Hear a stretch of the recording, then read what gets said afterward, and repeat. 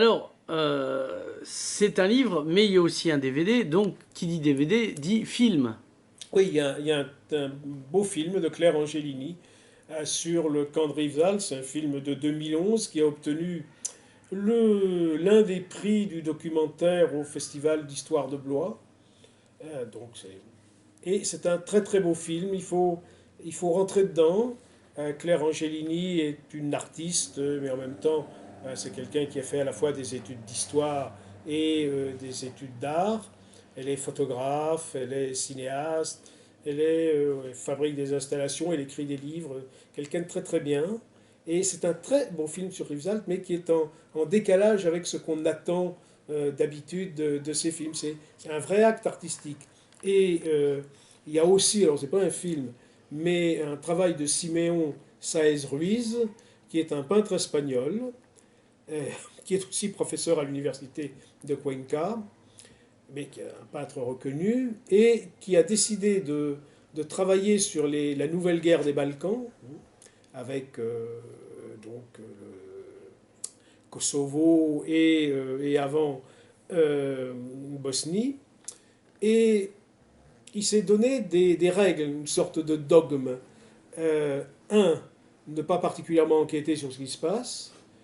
Deux, montrer essentiellement des représentations euh, qui soient des représentations largement diffusées, c'est-à-dire soit des écrans de télé, Mhm. soit des photos de journaux, etc. Et donc si c'est pas diffusé, il regarde pas, ça n'intéresse pas. Si quelqu'un lui amène des photos qu'il a prises en Bosnie, il dit bon, c'est paru dans quel journal, c'est passé à quelle émission de télévision. Autrement, il prend pas. Et à partir de là, il construit une représentation artistique extrêmement intéressante. Elle est sur la couverture. Quand il m'a envoyé la photo, je ne me souvenais plus trop bien, je lui ai dit, tu m'as envoyé un truc pixelisé, il m'a répondu non. J'ai peint d'après Une photo, d'après une un capture écran, d'écran, une oui. capture d'écran, et j'ai reconstitué dans ma tête des pixels parce que c'est une capture d'écran et c'est pas autre chose. Et c'est la capture d'écran que je peins comme un témoignage de ce qui se passe, mais pas comme, comme une vérité. Je passe dans des filtres parce que, dit-il, il y a des choses qu'on ne peut pas dire. On peut le qualifier d'impressionniste, d'une Ah, certaine manière. Non, parce que justement, cette décomposition de l'écran, recomposition de l'écran par mhm. pixel, le pixel, c'est l'impressionnisme. Oui, Ou et l'impressionnisme, c'est oui, le avec, prequel de la... oui, on peut dire ça, oui, on peut, effectivement. Mais tout n'est pas impressionniste dans ces. Tout n'est pas impressionnant non Oui, non, plus. non, non, c'est très très bien. Il est dans le il y a pas mal, j'ai mis pas mal de photos dans le cahier photo Mhm. volontairement. C'est un beau boulot. Mais alors, et effectivement, on a pris aussi le parti pris de laisser les communications dans leur langue de communication parce que quand on est à la frontière de l'Espagne, on veut diffuser ça Donc dans le sud de la on France. en a en Et catalan, en alors, on a espagnol. deux interventions en catalan et celle de ce peintre, de Simon Sáez Ruiz, en castillan. Moi, ça me dérange pas. Mais c'est bien d'expliquer aux gens qu'il n'y a pas que l'anglais dans la vie déjà. Alors, il y a tous les résumés sont traduits en Mhm. français, enfin, sont en français, en catalan et en castillan. Il n'y a pas d'anglais. On est sur une frontière qui, contrairement à ce que dit Jacques Saquet, n'est pas automatiquement sauvage, mais l'est parfois. Mais de toute façon, on est sur la frontière et voilà, on n'a pas besoin Au Moyen Âge, dans les universités, on parlait latin. couramment latin et même des sous-langages du De latin. toute façon, ce colloque, on l'a fait dans plusieurs langues. Il y avait aussi une intervention en italien, mais elle a préféré que ça soit en français. Donc, on a beaucoup travaillé pour essayer de faire une traduction tous les deux avec l'auteur et elle. Voilà.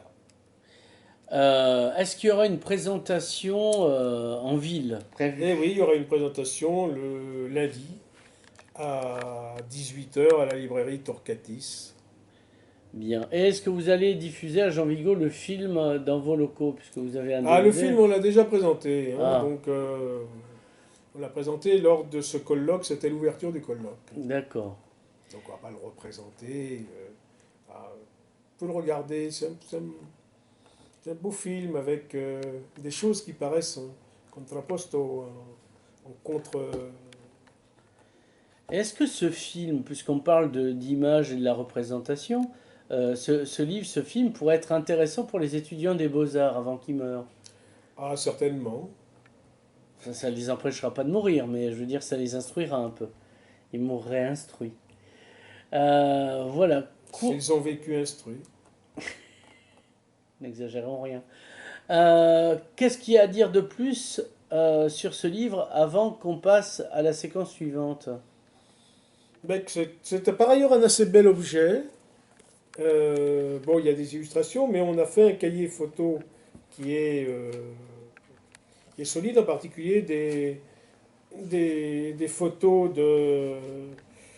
assez belles, des peintures de Joseph Subirats, où Mhm. on a là un article intéressant d'Éric Forcada sur le sujet, Éric Forcade plutôt. Oui, oh, Forcada, ça lui va bien. Non, non, non, non. On a un très bel article aussi Éric Le Fourchu, donc, de si on fait une Marie-Hélène traduction. Mélindez, Ouais, qui est un médecin carcassonnais, qui est devenu une véritable très bonne historienne. d'accord. Alors, ben, on te remercie et on va passer à la séquence suivante, Michel. Ah, c'est pas